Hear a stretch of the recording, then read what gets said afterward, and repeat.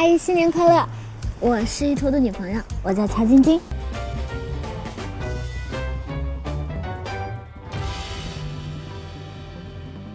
Ketika Yutu mengantarkan Jingjing ke pintu pada malam hari, Jingjing tiba-tiba membuka mulutnya untuk berbicara tentang mereka berdua.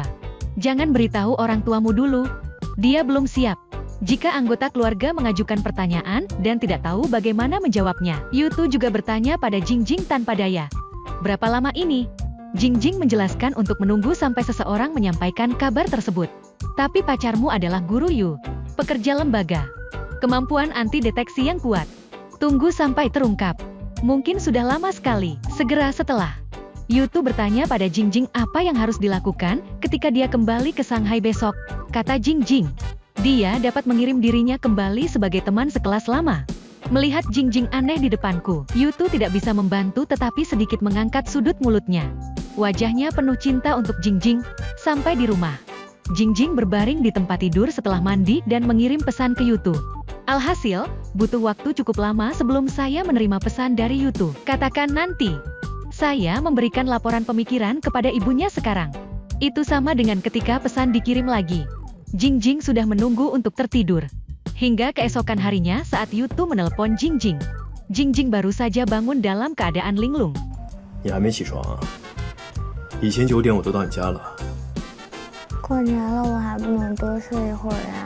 你昨天跟你妈妈说你的思想汇报是什么呀？就是我妈追问我，年初一跑去上海，还有昨晚见的人都是谁。可是啊，某个人不肯告诉家长，我只能说是某个漂亮的姑娘，而且我还没追上。你好像给我塑造了一个不太好的形象啊。你妈妈对我的印象一定会变差。Yutu berkata dia bercanda dengannya. Ini masih awal. Biarkan dia tidur sedikit lebih lama. Saya harus turun untuk membersihkan salju. 我一会儿去楼下扫个雪。我们这个小区比较老了，也没有正规的物业。我把门前道路清理一下，方便大家走路。后人叹什么气啊？没什么，就是在想什么时候能去你家扫雪。 Bukankah itu sederhana? Tidak apa-apa pergi ke properti komunitas Jingjing untuk bekerja. Jingjing tidak merasa mengantuk untuk sesaat. Ketika saya bangun dan menggosok gigi, saya melihat seseorang menyapu salju di lantai bawah. Tiba-tiba muncul ide, jadi mengemudi, dengan alamat di memori, datanglah ke komunitas tempat tinggal Yutu. 这位同学，我想问个路。 Benar saja, pria dan wanita yang sedang jatuh cinta tidak bertemu satu sama lain selama 3 menit. Seperti 3 musim gugur. Begitu Yutu mendengarnya, dia tahu itu adalah menantunya yang cantik. Lari segera. Pegang Jingjing erat-erat di lengannya. Namun, kehangatan di antara keduanya hanya 3 detik. Kebetulan ditabrak oleh ibu Yu. Yuma tertegun. Namun, Yutu sangat gembira. Tepat saat Yutu ingin memperkenalkan Jingjing pada ibunya. Jingjing mengambil inisiatif untuk berbicara. Dengan nakal mengatakan bahwa dia adalah pacar Yutu. Ini mengejutkan Yuma. Lalu Jingjing dengan nakal berkata, 阿姨是这样的，我跟于途呢谈了好久的恋爱，但是他一直不肯带我来见你们，所以我就只好自己找过来了。Jingjing bertindak tidak bersalah dan menyedihkan. Yutu hendak diperkosa oleh menantu perempuannya yang nakal. Saya tidak tahu jalan. Namun, saya tidak punya pilihan selain memilih untuk bekerja sama dengannya. 是我，我觉得